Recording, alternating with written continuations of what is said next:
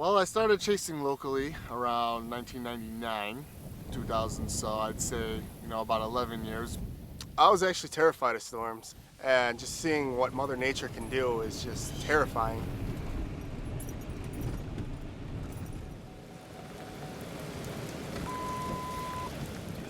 I started storm chasing in June 1st, 2010 was my first ever official storm chase. People I just meet kind of are like, wow, you're kind of crazy. Why would you do that? Why would you put yourself in the danger zone, so to speak, and put yourself at risk? They all say I'm crazy, each and every one of them. But after they say I'm crazy, they say that's so cool and they want to come with one time, and then they never do.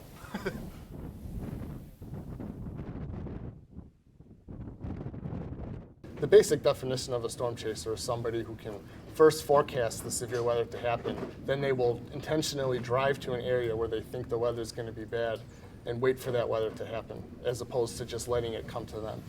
I saw my first tornado May 5th, 2007, so I was 24 years old. Oh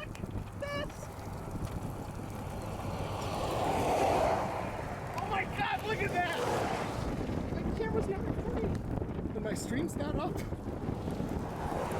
Here, I'm getting out of the car. Beautiful. Scott. So it took a while before I could finally get that under my belt. And that was part of the reason to keep at it. They eluded me for quite a while. Never got to see one living in Chicago. Obviously, that's not really a tornado hotspot. So, I had to go out and make sure that I see it for myself because I knew it wasn't going to come to me. I had to go out and find it. A lot of other chasers, they have a childhood encounter with a tornado that sort of sparks their interest or some event that affected where they lived, their home. But for me, that wasn't the case. I only knew of tornadoes through what I saw on the TV and some of the videos I had, so I wanted to go out and see this phenomenon for myself.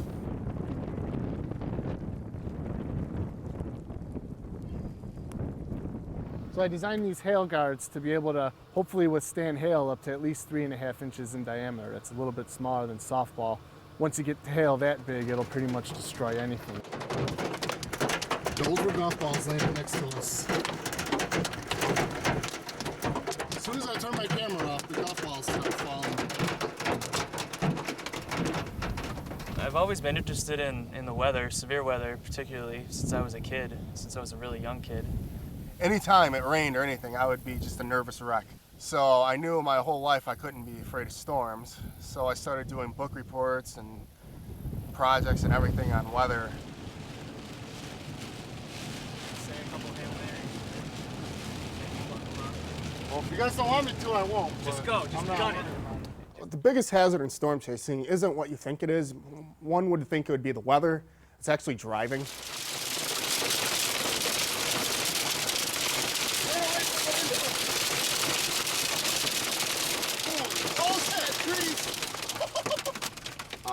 Weather is a secondary hazard, in my opinion, because you could be filming a tornado and not notice the road comes to a T, and you're not paying attention to the road, and you drive off of it.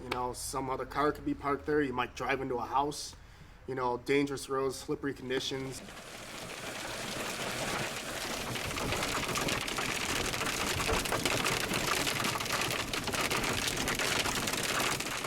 Tornadoes themselves are hazards, obviously.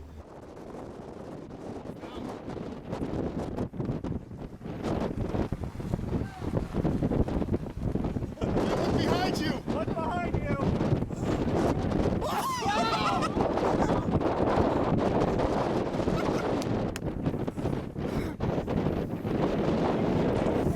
We are! It's a light! We're gonna get soaked! Oh! Oh my gosh! No! It's very intense once you're there. The wind is so strong. The tornado is just, it's so massive.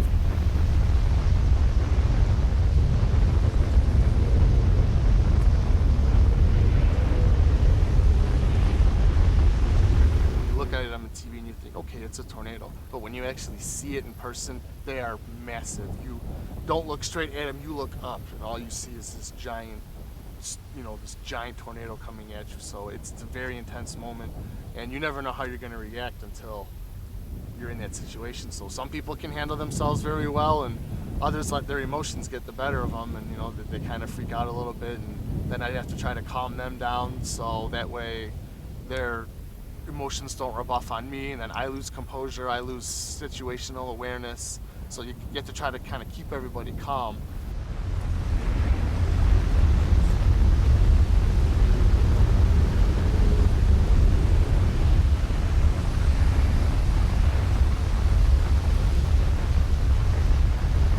With a tornado, like let's for example say Joplin, when they just got south half of town got wiped out, it's like city blocks within city blocks and miles of the same damage of chaotic violence. It's not like two objects hitting each other and causing bodily harm. It's a 2x4, a semi, a train car falling on a house with someone in there. It's, I mean, you can't imagine this stuff. Major damage here. We just ran up to some of these houses. Seems like no one's home though. Oh wow, car flipped over. Oh my god, the car is demolished. The horses are just running loose. Looks like the end of the damage. We just tried to search and rescue as many buildings as we could. Good Lord. Situation in South Dakota, a couple miles from this very spot right now, actually, in a similar setting on a similar road. It was just a mistake, I guess. It was planned by us for perfect intercept and for perfect safety. But the one thing about chasing is nothing is guaranteed. God! Oh my God! Look at two tornadoes!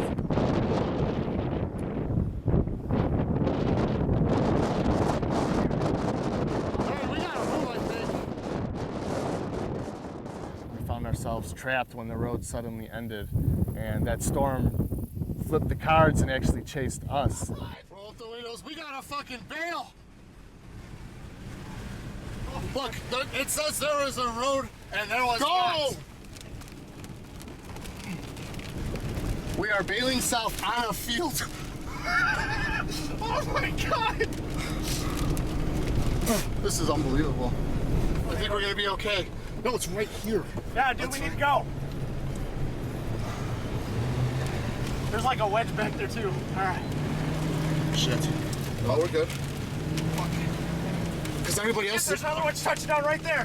everybody else is grinding it up. Oh man. Go left, go left. Oh, there's a road down there. Oh, thank Jesus. I think there's a road. I hope there's a road. Oh my God. Oh my God, we are sitting ducks. This better, Just keep going, keep going, keep this going. better be a weak tornado. Fuck, let's go. Oh man. Oh my God, look at that tornado. I can't, you're in the way. Holy moly. It's got stuck. We just said, I don't know. We're... Can't see now. Dissipated. I hope this is the only time I want a tornado to dissipate. We're like, this was not our intention. Oh shit! Look at the field next to us! Holy fuck. There it is. Holy shit! We just got spared. Not yet.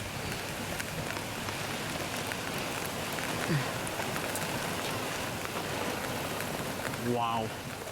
Let's go. We gotta turn around and go the other way. No, we don't, dude. There's a tornado behind us too. Well, there's not. Yeah, there is, right there. No, Right there. it's clear. No, that's just the rising motion. No, right here. The circulation's. Look at you, cone. All right, that could be the main one. These are just. That was probably the scariest moment of my chasing career. Just knowing it was helpless. It was a helpless feeling because there was nowhere to hide. If you look around like this whole area, there's nowhere to hide. There's a rock pile, maybe a random tree, and a car. And a car you never want to be in during a tornado because you're just a flying missile. if you have the desire to get out there and do it, I fully, get out there and do it. I'm living my dream right now, and I'm loving every second of it, and I would not give it up for the world. And I wish anyone out there who wanted to chase and had the dream of chasing to get out there and do it, but to do it safely and to do it wisely. I have a saying where it's storm chasing is 95% boredom, 5% pleasure, and it's usually that 5% happens in like 20 or 30 minutes on a 16-hour car ride. But until you're standing in front of one of these storms, it just doesn't compare. It's just like, it's you and the storm. You feel so small compared to the storm. It's not easy to track a tornado, to forecast where they're going to happen, to get the shot, to, then there's the whole adventure part of it. I never know where I'm going to at. I get to see the country, I travel. I love the driving, I love the adventure. Each storm chase is completely different too.